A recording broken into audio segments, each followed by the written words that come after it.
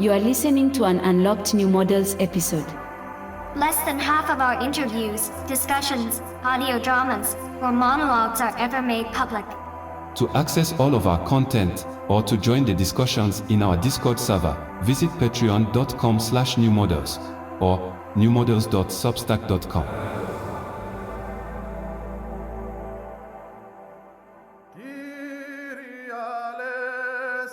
Welcome to New Models and hello from the United States. On this episode, Carly and I are joined by a returning guest, longtime New Models friend Cade Diehm, the Berlin-based founder of the research organization The New Design Congress. Earlier this month, Cade wrote and published the Para-Real Manifesto, which maps and defines a term Cade calls the para-real.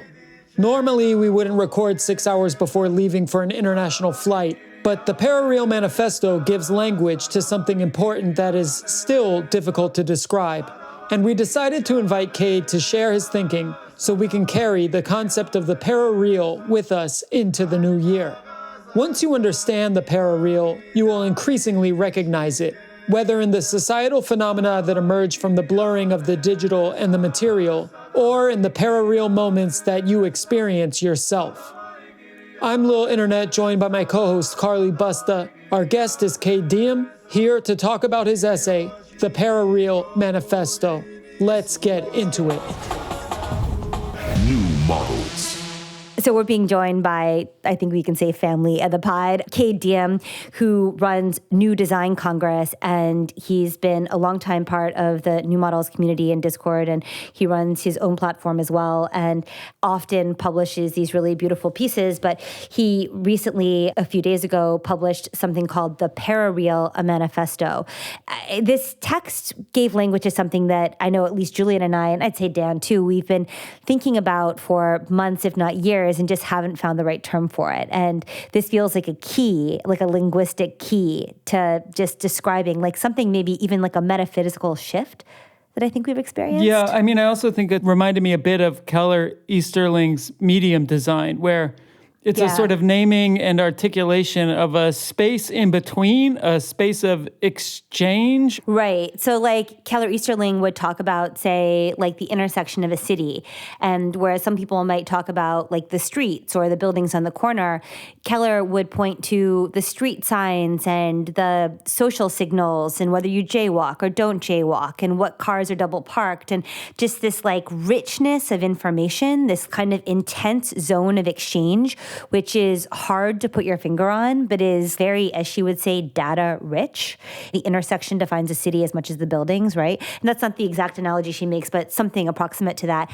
And I think by talking about this space of the para-real, Cade's doing something similar with the physical to digital existences that we have. Well, what happens when those two spaces are almost unconsciously aligned? But we should let Cade probably define it. Exactly. Well, I wondered if there was a line or two that you wanted to pull out to anchor this. So Julian kind of put me on the spot about an hour ago, and it is a little bit esoteric in a sense. Mm-hmm. It's a couple of sentences, if you don't mind. The para-real is tied to the self, and it defies the cyberpunk claim of cyberspace ascent from the material bounds of embodiment and politic. The para-real revels in complexity, and its first-person persona, dismantles the concept of user, a vulgar, design-led carving of the individual into a platter of market incentives. Its central contradiction of transformative emotional potential and ephemerality makes it impossible to commodify. The para-real is beyond regimes of accountability. The para-real only exists in real time, and it cannot be designed with, it cannot be cultivated, it cannot be minted, it cannot be open-sourced, and it cannot be archived. It is not a set of design tools, nor an IDEO-esque framework deployed to create the artificial wilderness or digital platforms, let alone a rug pull, pump and dump scheme. Mm-hmm. The para-real is not a protocol, and it cannot be fetishized in a Docker container Pokeball. The para-real is the purest embodiment of the medium is the message. I love that passage. It was the one that jumped out at me when reading this. I think especially this idea that it's not something that can be commodified. It's this thing that transpires. So it's like a byproduct of a set of conditions. There's been some kind of titration point where now we're in the parareal, and it can't be designed in a Facebook metaverse way. And in fact, maybe that's a good place to start. We've, for a long time since the 90s or before, had this term, the metaverse, which is referred to a parallel life in digital space where we also exist with each other. Of course, that's been co-opted, and we can maybe get into that a bit. Your text addresses it by Zuckerberg and by this very mids Web 2 corporate web space. Could you maybe start with differentiating the parareal from the older concept of the metaverse? So it's more that the metaverse is an extension of the idea of cyberspace, which really becomes popular with John Perry Barlow's Declaration of the Independence of Cyberspace back in 1996, 94, can't remember exactly when it was, but famously delivered and published at Davos.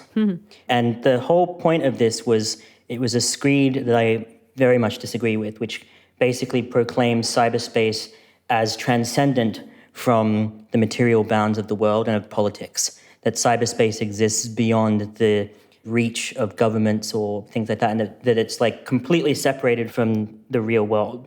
So when we draw on that, especially with the sort of sci-fi infused concepts that become the metaverse, what I'm sort of talking about here is less about a difference between terms and more about something that is a flaw in the concept of the metaverse itself, which is the metaverse is just a fancy way of saying a platform with a 3D layer over the top of it, or an immersive layer over the top of it. And so really part of the broader work that the Parareal Manifesto is trying to do is to also kill off the concept of a metaverse as an intellectual concept, or as something that we see as anything other than a shorthand for a platform. And the reason why the Parareal is so resonant now is not because it's relatively new. It's been with us since digitized society began as a concept. But the difference is that as digitized society becomes more immersive, as we're bombarded with images, as it interweaves and entangles with us in our lives, the opportunities for a parareal moment to happen increase exponentially. And so it is possible, for example, in Facebook Horizons, it is possible to have a parareal experience. You can have a parareal experience in Instagram, and I use an example, a negative sort of violent example of a parareal experience through Instagram in the piece, where we talk about how a person who gets doxxed through OSINT analysis of their Instagram posts, and then as they start receiving their home address and a whole bunch of hate messages and harassment, that precarity that the victim feels, the target feels in that moment, is an example of parareal terror. And that's possible through something like Instagram. Also, I think just this idea of like parasocial, I mean, this idea of there being a para relationship, there's something that's in excess of just the individual, right? It's interesting that you bring up the parasocial. So if I can quote from the manifesto again, the parareal is inherently participatory and interactive. In this sense, there is no such thing as a parareal film or miniseries. There are no passages or passivity in the parareal.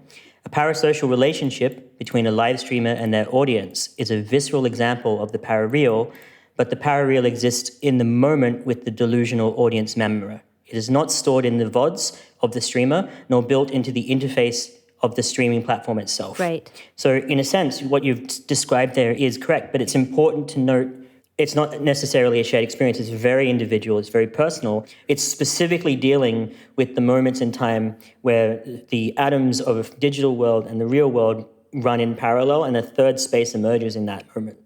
I was also thinking, I mean, reading this, I've also kept thinking about quote-unquote terrorgram, which has been in the news a lot. What is that, Julian? Sort of a synthesis of QAnon conspiracy, white nationalism, and fash wave aesthetics, but it's basically turbocharged right-wing extremism, mainly gathering around Telegram, where they've sort of made a 4chan-style digital culture around white supremacist, white nationalist terror. They would call, shooters like Anders Breivik or the Christchurch shooter saints. And they would make these sort of well-designed like baseball cards of their kill count and their motive. Oh my God. But essentially you can imagine some disillusioned young man in these spaces and sort of forgetting who he is and suddenly embodying this world of this different rule set that's entirely just coming through text and images, mostly on a tiny screen on Telegram.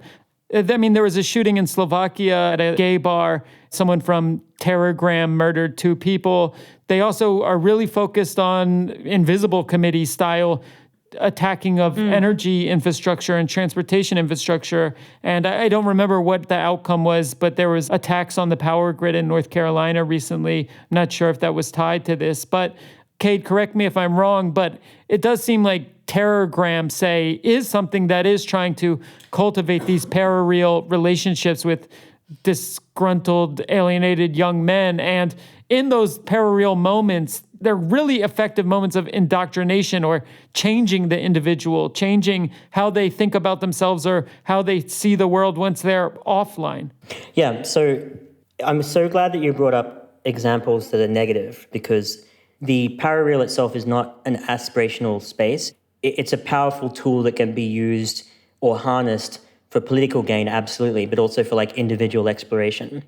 This is also, I think, picked up by the far right in the current kind of labeling of queer people as sicknesses on society by the far right. I mean, a great example of this would be the litter box rhetoric of, kids in schools are using litter boxes because they're furries, blah, blah, like the far right. What? Oh my God. Have you not heard? Okay, so No, I haven't. there's this a thing, meme. but it's a meme, and then, parents show up at like school board open mic nights and they talk about how they're going to like fight back against the litter boxes and stuff like this. It's literally hate speech. Just to be clear, the litter box meme, for lack of a better term, is that some trolls online started to claim that classrooms and public schools were putting litter boxes in the classrooms for children who identified as cats to use, because they wouldn't use the human bathrooms. They identified as cats. Like some and so kind of transphobic the school was type putting, of thing, or yes, some exactly. kind of It's an anti-queer thing directed at furry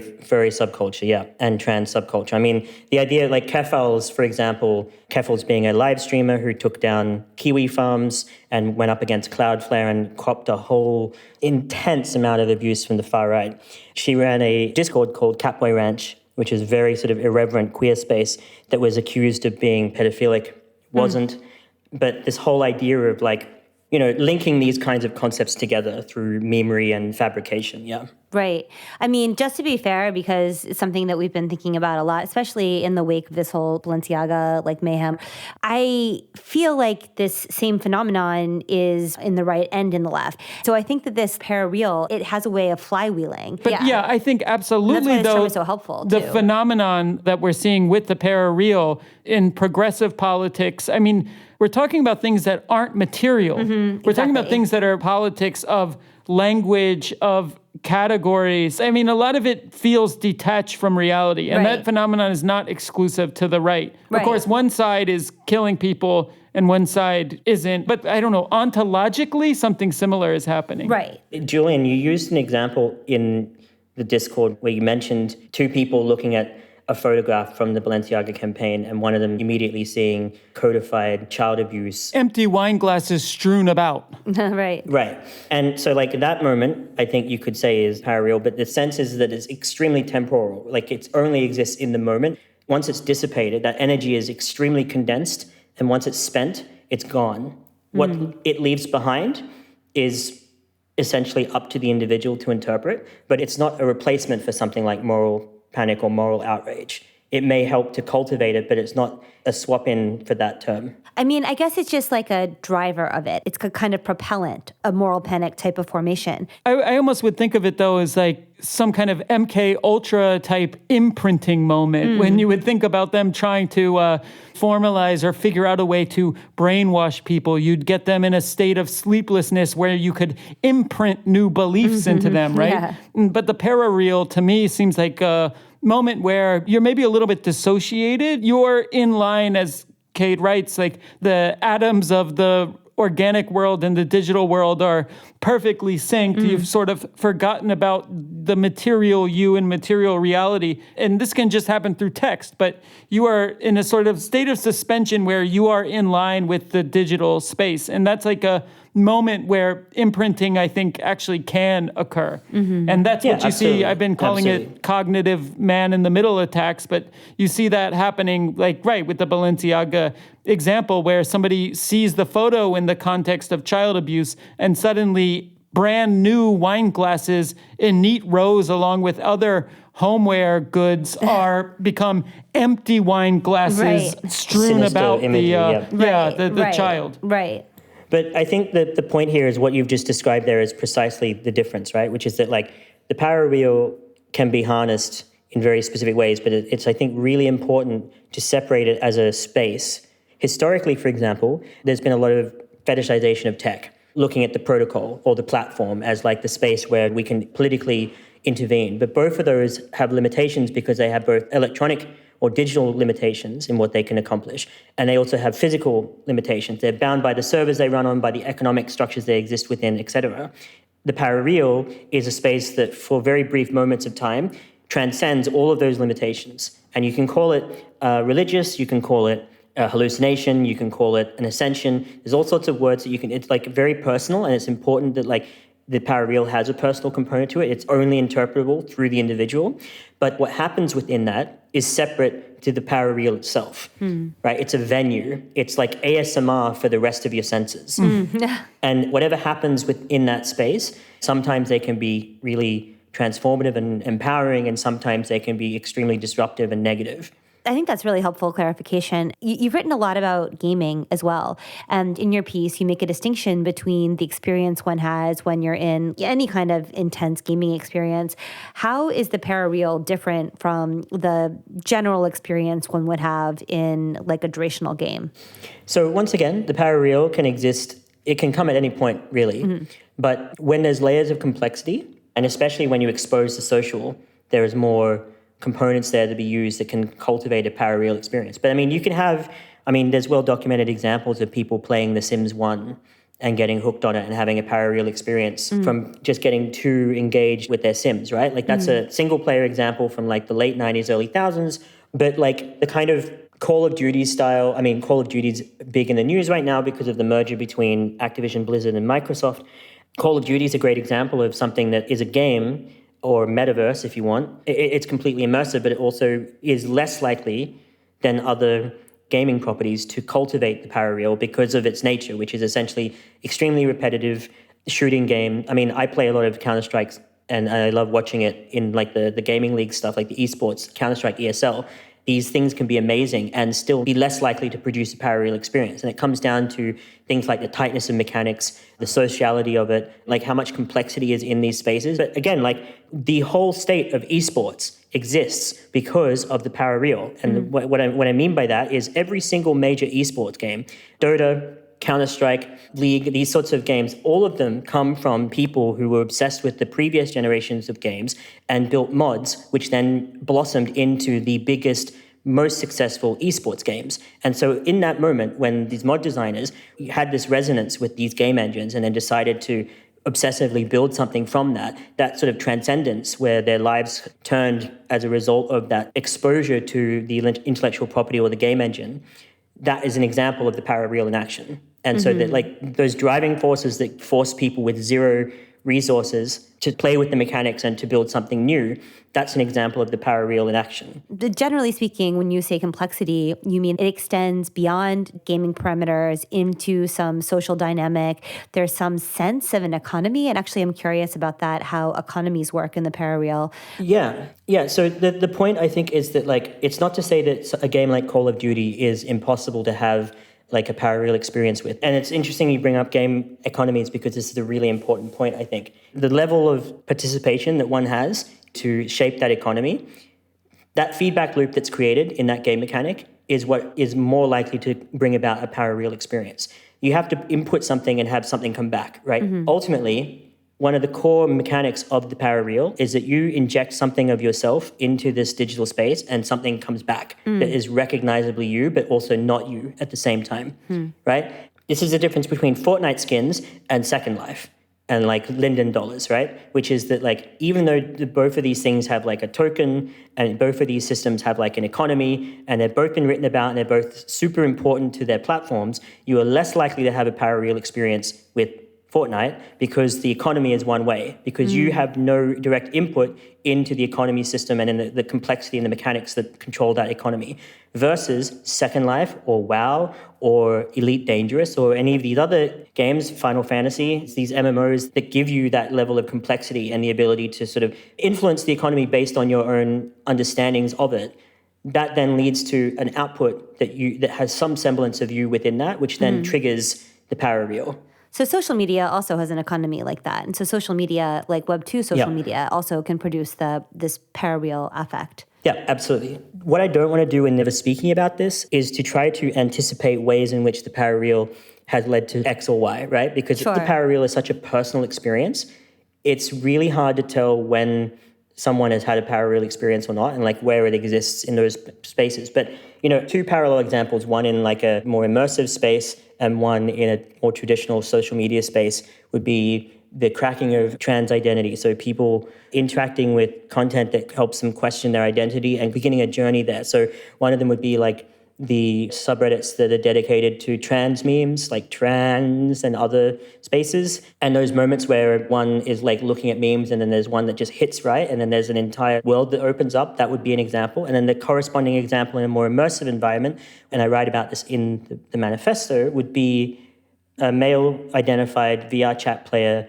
donning a female presenting avatar and then looking at themselves in a VR chat mirror and then suddenly questioning their identity, which I've actually seen myself. I've actually had a close friend do that. I've seen that unfold in real time. And it's a well-documented, the idea of the trans identity and exploration of identity through virtual reality has been written about extensively, including in like psychology papers. So it's not like a new thing, but I'm using these two examples because what I'm trying to do is illustrate how much more likely it is to happen. In the case of like the Reddit example where you've got meme after meme, infinite scrolling meme, eventually something might come across your screen that hits right and unlocks the parareal moment. Like what you do with that after that is up to you. But in the sense of something like VR chat, the infinite scrolling is replaced by your avatar basically being mapped to you. Basically, you have a moment where you are yourself and you see yourself in the digital sense. And so that's why I think these emerging platforms, why they are more likely to create the parareal moment, because they're mapped a little bit closer to you. And it tracks, I think, with the trajectory of digitized society as that becomes more entangled with you as a person, whether it's you using your phone for 5 hours a day or whether it's you in VR, like mapping yourself and seeing yourself move one-to-one with how you think that you move in real life.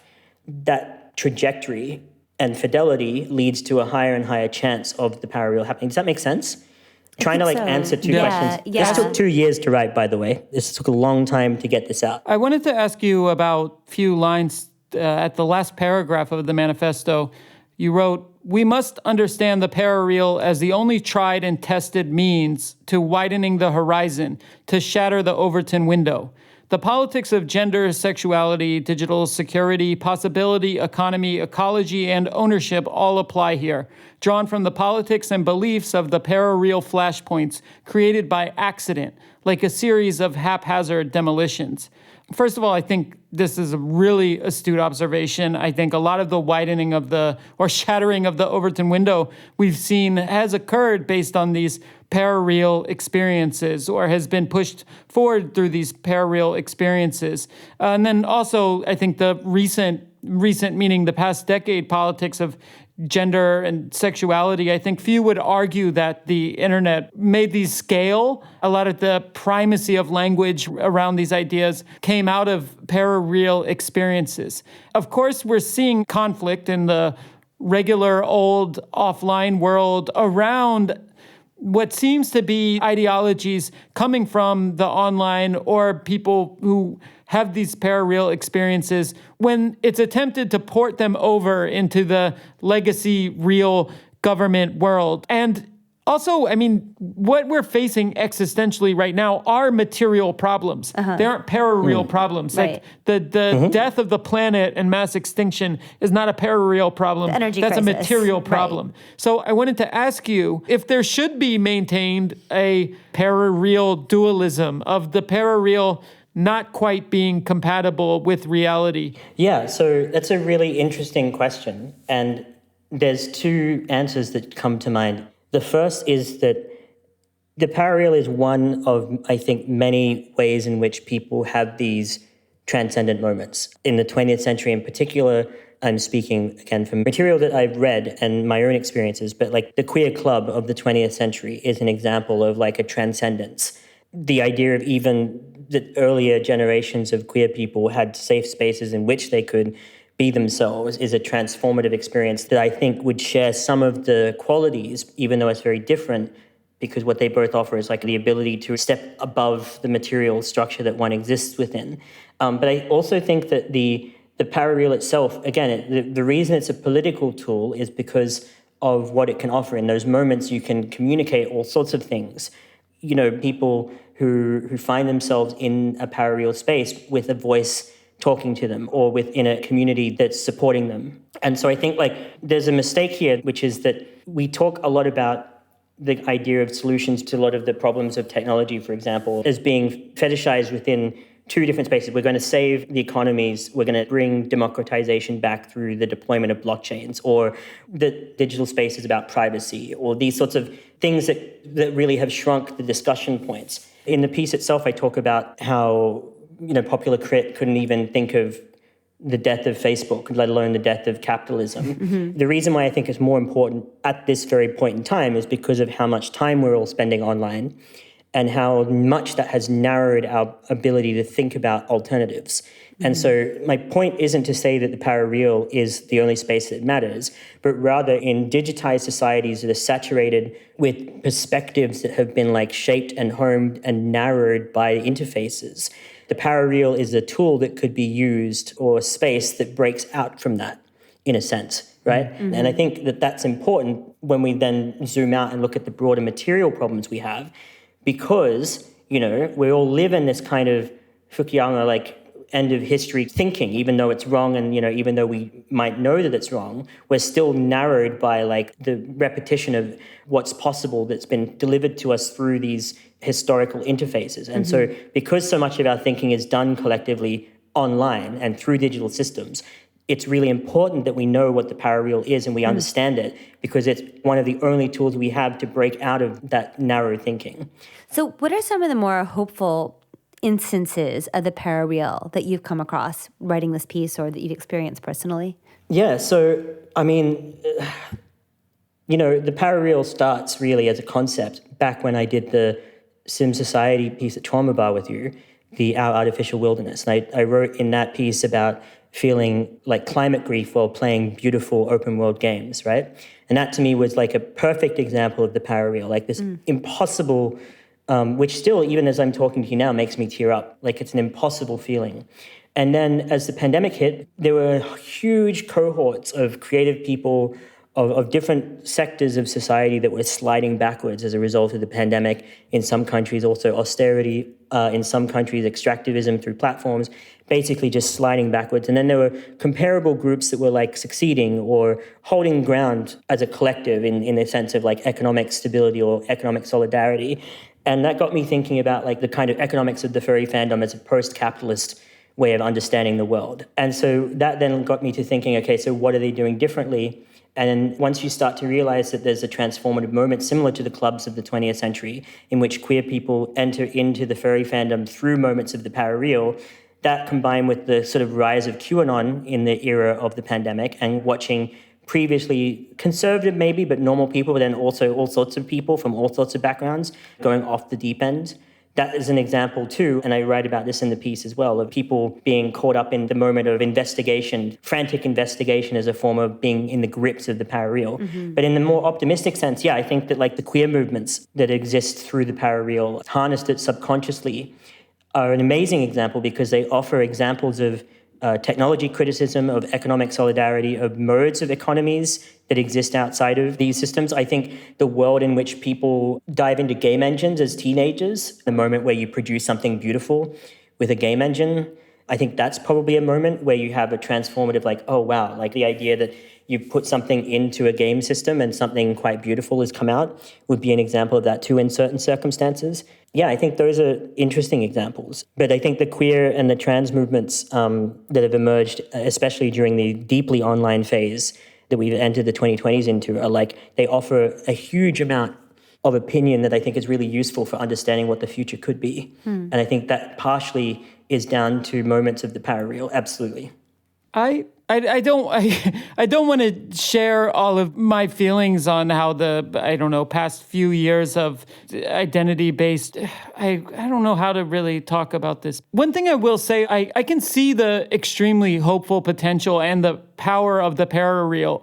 And what I'm perhaps wondering, and maybe it's a good analogy, is when people talk about having an intense psychedelic experience. Of course, the research around psychedelics in a medical context for healing depression, things like this, there's always a lot of talk about integration after the experience. Integration meaning effectively taking what you learned, the insights you received from that psychedelic experience, and integrating them with your real day-to-day life. And I wonder if essentially the parareal, once there's integration, has been refined or perfected a little more, or when people start to understand better how to integrate the politics and ideas and new potentialities you're talking about that have been developed in these sort of parareal spaces, with better integration, I could see it as being a really, really extremely powerful tool. And I wonder if maybe integration is the one thing that's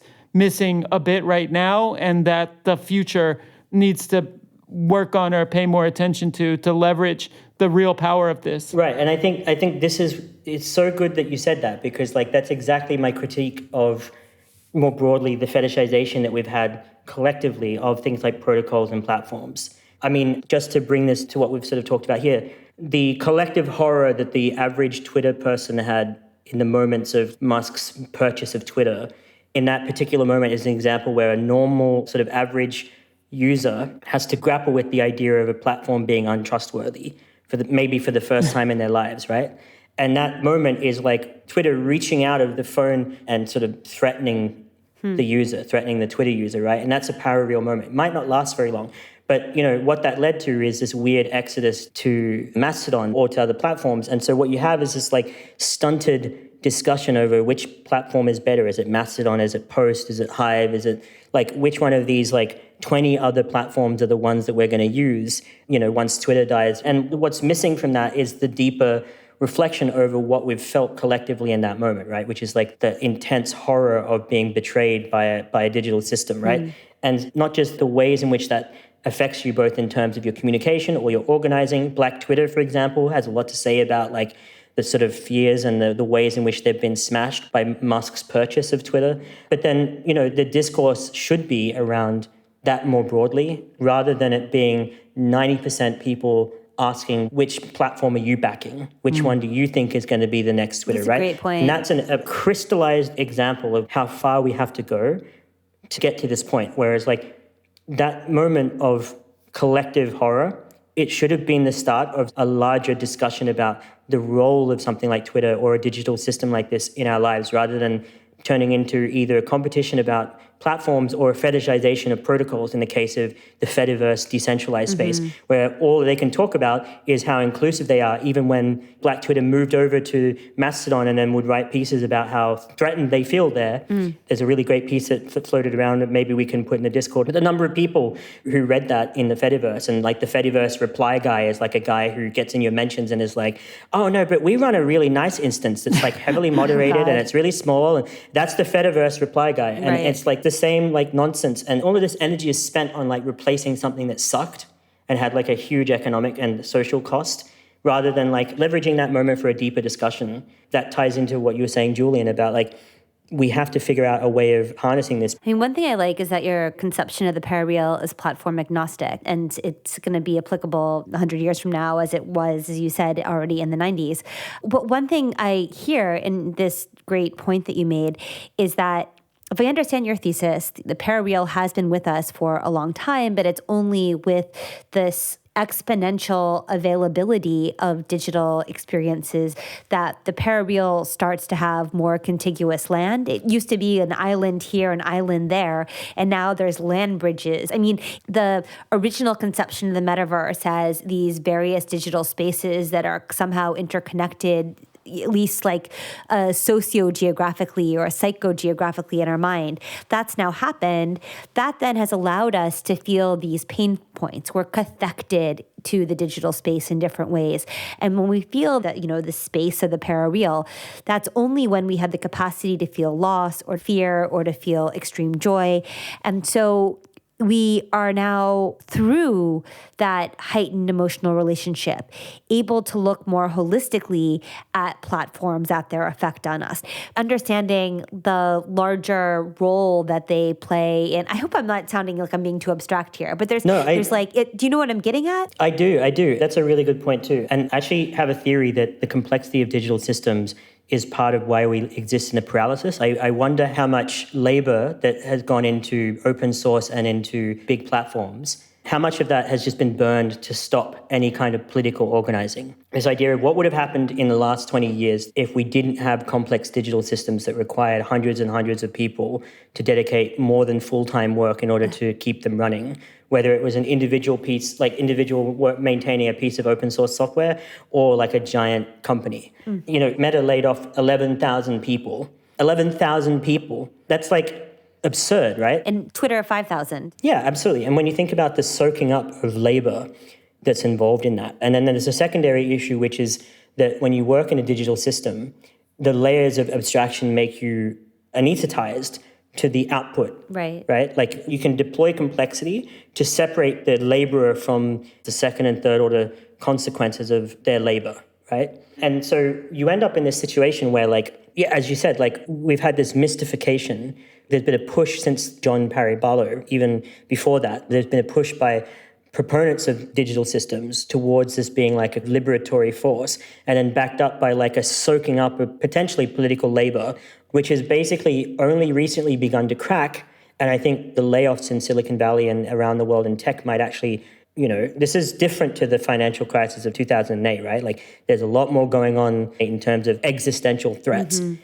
And so I think that this mystifying nature of tech, that's super important of understanding how much that has helped us to not see things like the parareal, right? And to sort of see tech with one kind of lens. I hope I answered, maybe didn't answer your question. No, I think that added some really nice dimension to it. In any case, we're very much looking forward to where you take this line of thinking. I feel like the concept of the parareal is one that will continue, I know, to use and to refine in our own minds, and can imagine there's some interesting discourse that can come downstream from this. It's also amazing that it's a term, once you actually hear it and understand what it is, you start to recognize having experienced it. Yeah. And of course, you open with a quote from Serial Experiments, Lane, I believe. And it's really interesting that Lane has had this big resurgence over the past few years. And we're all on The Wired. Yeah, and it, I think, of course, that was an anime series that really was all about this blurring between the online and the real. And I think probably the reason why so many people have been lane-pilled over the past years is because even if they didn't have a word for it or a definition, they felt themselves spending more time or experiencing many more parareal moments than before. Yeah, totally. Absolutely, yeah. Well, Cade, thank you for speaking with us tonight. It's a nice conversation to have when we're in this time of total darkness, which feels something like being like in some kind of parareal, even in the IRL. Well, make sure to read the Parareal Manifesto. It's published on... will be in the show notes. Yes, it's on newdesigncongress.org. We'll link to it. And if you're in the Discord, you know how to reach Cade. Well, signing off for now, Cade, thank you. And we'll catch you in the Discord, Have a wonderful holidays and a very happy new year. To everybody, absolutely. See you on League of Legends. All right, ciao. Thank you for listening to this episode of New Models, and thank you, Cade Diehm, for joining us. You can find Cade's work at newdesigncongress.org. As we lower our digital bandwidth and dial into the family zone over the next week or two, we just wanted to say a sincere thank you to everyone who is and has been a part of New Models. Because of your belief in this channel and its community, New Models has been able to explore complicated questions before any market has existed for the corresponding answers. And we've been able to experiment with our content in ways that legacy publications can't sustain. As we see the disillusion of major media outlets, From Vice's impending insolvency, to the closing of Book Forum and the sale of Art Forum to Penske Media, as well as the churn of independent podcasts and newsletters, we recognize that we have something really special and rare in what we've built. And we feel incredibly lucky that, thanks to you, we're about to enter our 5th year of this ongoing experiment. New Models wouldn't exist without you, and all of the long hours and care we put into it are expressions of our gratitude. So, thank you. And with that speech, we hope you have a great holidays wherever on or off the grid you may be. On our side, we've been taking notes over our short stay in NYC and during our longer stay in the old Bay Area around the Chesapeake, and we'll be sharing them with you in the new year.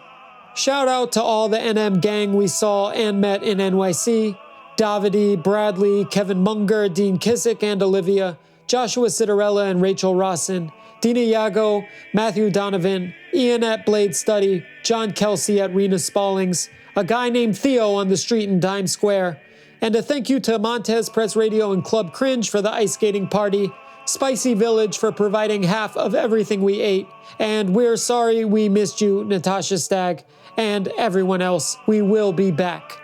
That's all for now. Merry Christmas, Happy Hanukkah, Happy Holidays, and hope you have a very real new year. See you next episode. This has been a New Models production. Mixing by Lil Internet. For more, visit patreon.com/newmodels or newmodels.substack.com.